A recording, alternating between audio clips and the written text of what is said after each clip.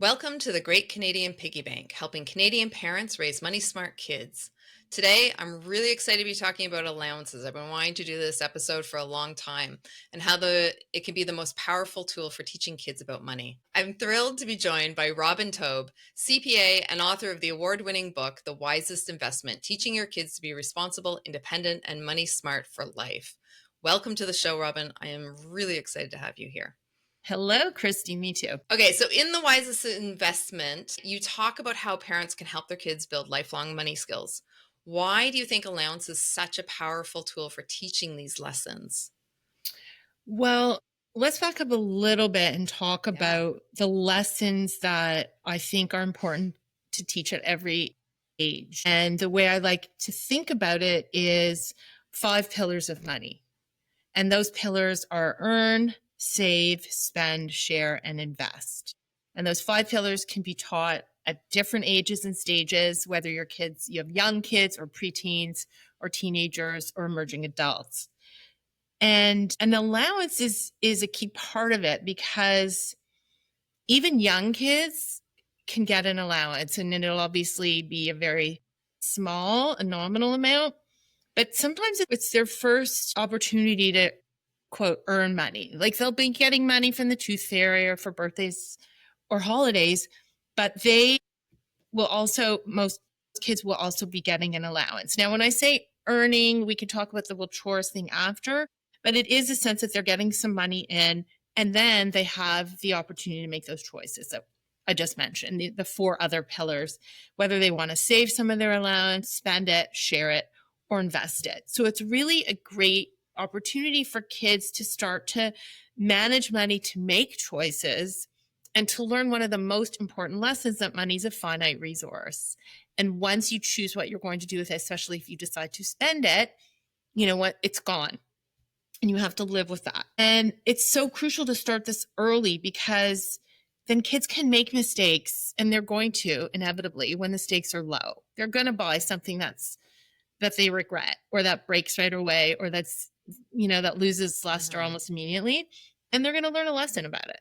So it's for so many reasons that it's so great to give kids a chance to manage money from a young age. Agreed. What are your thoughts on this? Should it be tied to chores, or should it be given with no strings attached? Free money, if you will. Right. So, and that's the thing, that's what makes allowance a little bit of a debatable topic, or a topic that always comes up. And I think it is honestly the number one question I've gotten over the years. I know this isn't what people like to hear, but there isn't really a right or a wrong answer. Because on the one hand, a lot of parents do want their kids to understand what it takes to earn money. And that in this world, you don't usually get anything for free. You have to work for it. So they want their kids to make that connection between working and earning. And I understand that. On the other hand, families feel that their kids should be pulling their weight in the family and doing their chores out of a sense of family responsibility to help one another out. And that's true too. So I think the happy medium can be giving your kids a basic allowance so that they can earn it and then make those choices to save, spend, share, or invest it. But then also give them the opportunities to earn just a bit more by going above and beyond their basic chores. So if they're going to do something extra, like at this time of year, rake the leaves and bag them all up and put them at the side of the house and bring them out on collection day, like that's something you might pay someone to do. So in that case, perhaps they can earn some extra money by doing that. So I think there's the opportunity for both, because all those lessons are important. Family responsibility is really important, and so is working for money, because as they get older, they're going to get jobs, and they are going to realize how hard they have to work to make the money that they're going to need for their lives. So what are your thoughts on how much should be given? This is also a controversial topic. I'm hitting all the big ones for allowance. Yeah. The first thing is, however much you give it, it has to fit within your own family's means. So there's not going to be a one size fits all answer for this. And every family has to figure that out for themselves. Like how much can they afford and what feels like it's aligned with their values in terms of how much they want to give their kid. But, younger kids, they're not really on their own. Young kids, for sure, they're not really on their own at all. They're with you most of the time. They really don't need a lot in terms of an allowance. 5-year-old could get $5 or $10 a week.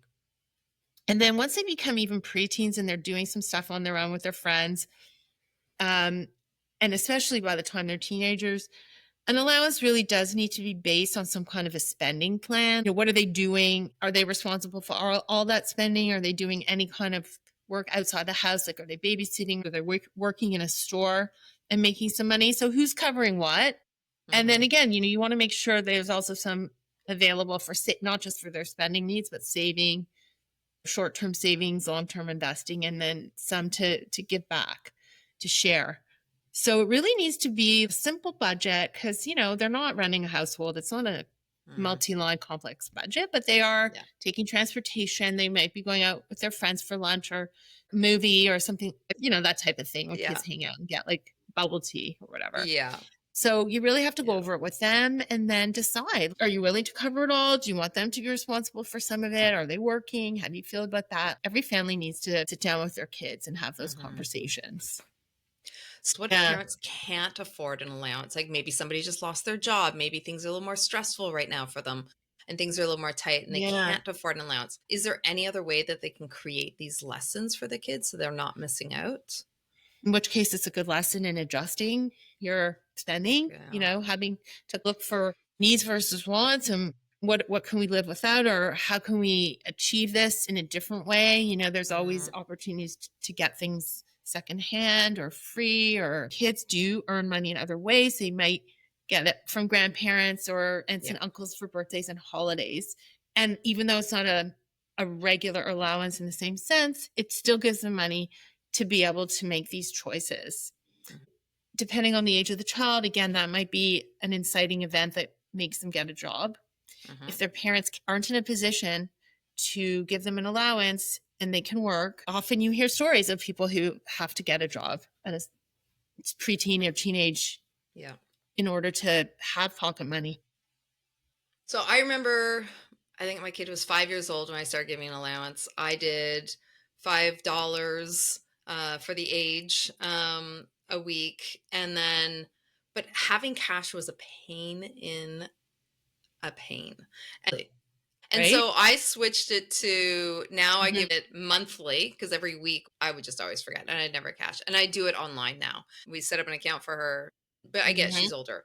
So a couple questions around that. Is that bad that I switched to digital? I moved away from physical because I just keep hearing that physical is how you should start out. And then 2, you talk to so many people. Is there just an easy way to give them allowance? What do you recommend about the actual? What you're describing is very common. So, and as they get older, I think it is better to give them their allowance monthly rather than weekly because they have to manage it and budget it out and make it last and work over a full month, which is harder than a week. Absolutely. And it prepares them. I mean, that's this whole idea is you're training them and you want them to get to the end of the month before they get to the end of the money. And as we just discussed, which does not happen. Doesn't always happen, and it can be a teachable moment. So I'd say it's really common for parents to look for other ways other than cash, especially post-pandemic when during the pandemic, it felt like cash just wasn't being used anymore. Yeah. And even if your preteens and teens are out and about, very rarely are they going to be using cash to transact. A lot of parents are doing what you're describing. Let's say your child banks at the same institution as you set them up as a personal payee. You can transfer money that way, or you can do it as an Interac e-transfer with an email address. So that's an easy way to give them the money. You could probably set that up as a regular thing every month. And they still need the guidance though, because now they're getting money just deposited into their account. But you still want to have those conversations where you talk about what the expectations are. Like, what are they responsible for? What's that money covering? What do they still have to provide for themselves?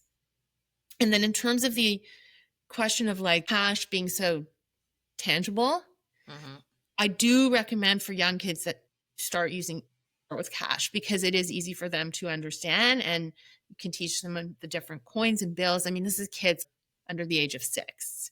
But as they get older, they are going to get a debit card when they open a youth account and they are going to be transacting mostly online. So even though you don't have that same visceral pain of loss when you buy something by tapping your debit or phone. Mm. I agree that it's not the same as having a jar or an envelope that you take cash out of, and when there's nothing left, there's nothing left. But there are ways to build back that friction where you do feel like you spend money. And a lot of those are through your mobile banking app with your whichever bank you use in Canada. They pretty much all have similar tools available. And you can use the app to set up notifications or alerts when you've made a transaction. Mm-hmm. So you That's a get great like a little idea. buzz or a little notification. So it feels more real Mm. again. It's not just happening behind the scenes. Oh, we're going to be using these digital tools. It's a lot safer than carrying cash around. So it's better to learn to live with them and to set up these guardrails. Yeah. Oh, I do like that. I like that notification Top. idea. Yeah, because Yeah. you can do it for like balances too. Mhm. Like you're getting Yeah. approaching low balance in your checking account, it can notify you. Yeah. I like that idea. I'm going to do that. But you do recommend starting out with cash. How old Yes. do you recommend starting an allowance? When is it You just can, not useful? I think I introduced allowance in the chapter on the very first, well, it's the second chapter, but it's the youngest age group, which is young kids, 5 to 8. Yeah. So, and I do bring this up, what you were saying, payment for chores, a money management tool, or both. So the answer is as early as age 5. Now, that's not a Yeah. hard and fast rule. You know your child best.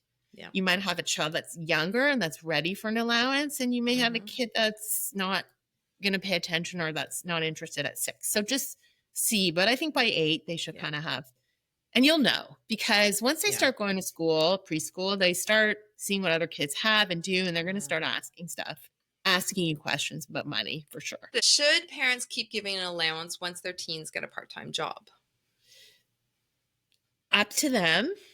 Depends on the budget again and who's paying for what. So a lot of parents are like, okay, you have a job, you're a teenager now, you're on your own. You know, that includes gas for the car or going out with your friends. Every family is going to be different in terms of what they can afford and what's in line with their values and just their philosophy around this. So again, I hate to say this, but there is no right answer. Just sit down with your kid because one thing you don't want is miscommunication. Yeah. If you're cutting them off, let them know. Or if you intend to keep helping them out, maybe they can use the money they're earning working to save for university or for whatever other goal they might have. So just talk about it. Who, now that they have a real job and this is how much they're making net of tax, if there is any tax taken off or any of the withholdings, what are they netting and how are they allocating that between saving, spending, sharing, and investing? What about switching things from when they hit a certain age and they're getting a job, switching things less from an allowance and more set budgets? Like you now own your clothing budget. You now own so you know what I mean? So it's that's less what the allowance would be allowance. tied to anyways. Yeah. And you're right. Like your clothing allowance, the clothing budget is part of your allowance. So is your transportation budget. How you want to spend that clothing allowance, it's up to you. Absolutely. But it should definitely tie back to how they're actually spending their money. And going back to these mobile banking apps, you can track it very easily. Yeah. You can connect your debit to these mobile banking apps and it will start to learn your spending and categorize it for you. And you can actually see where you're spending and create a budget from that information.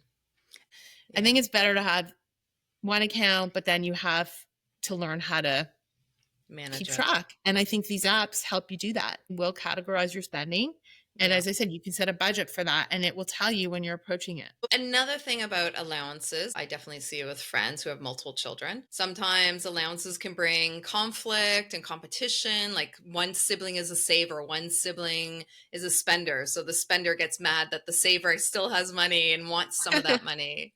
So how do you find families can align around their money values and keep this experience positive? Well, the money personality that the child has is individual to them. And that's to me separate from the family's values around money.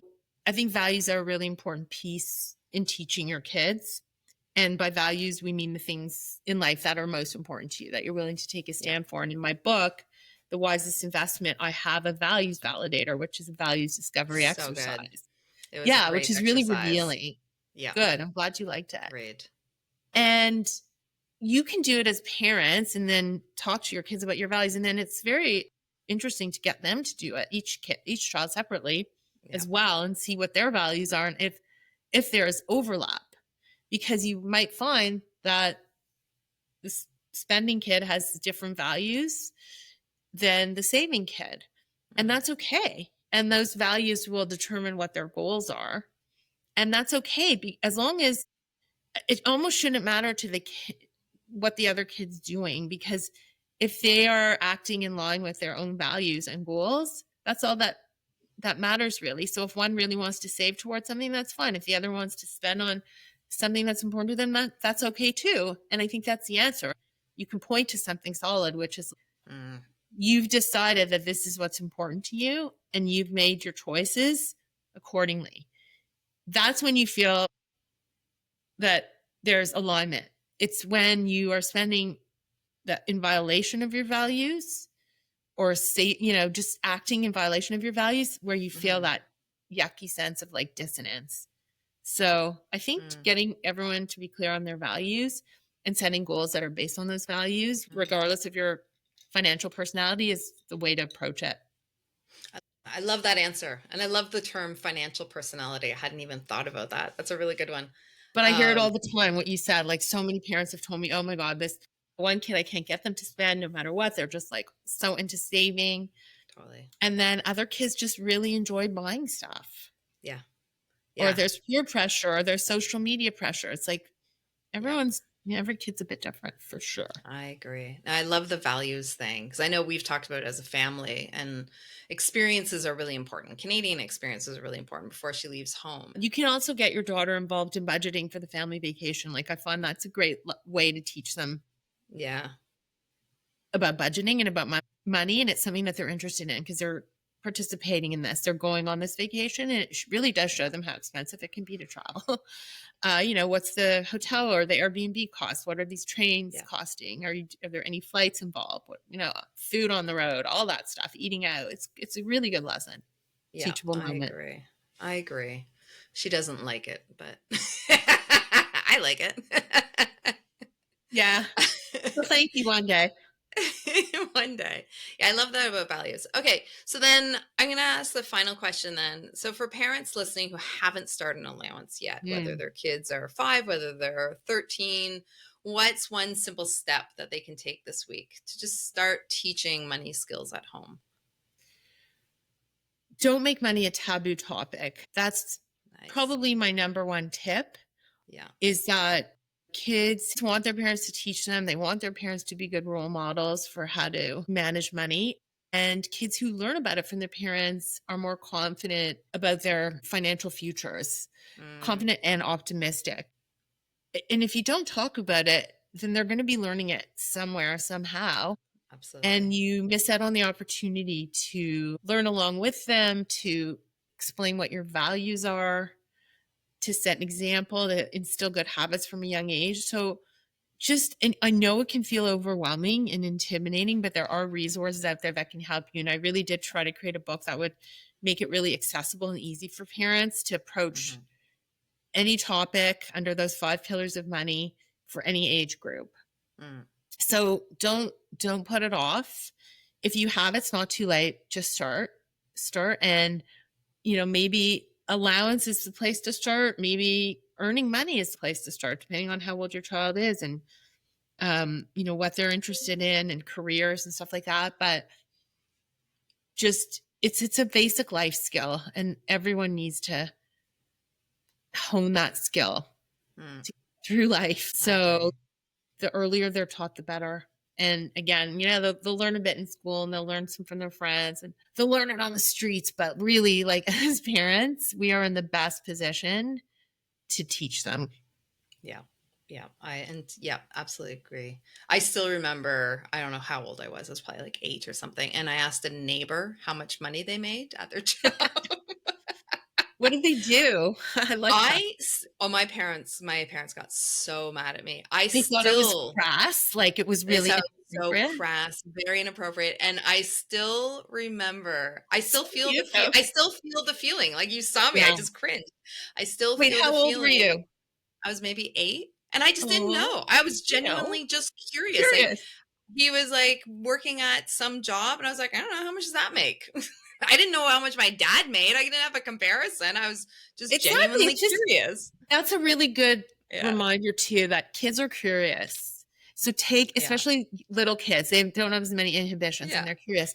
So take advantage of that to Oh, teach yeah. them about money. And instead of 100%. like scolding you, I think a better response would be like, "Hey, what made you ask that? Like what made you so curious about his job?" And then like talking Totally. about what different jobs that people do and what kind of education or training you need for that job and how much Totally. money can you make in that line of work. I mean, some kids don't even understand what their parents do if it's No. not a, and I talk about that in the book. Like it's, I'm a chartered accountant by training. Like it's not common. It's not a job. It's not like the postman that kids see or used to see.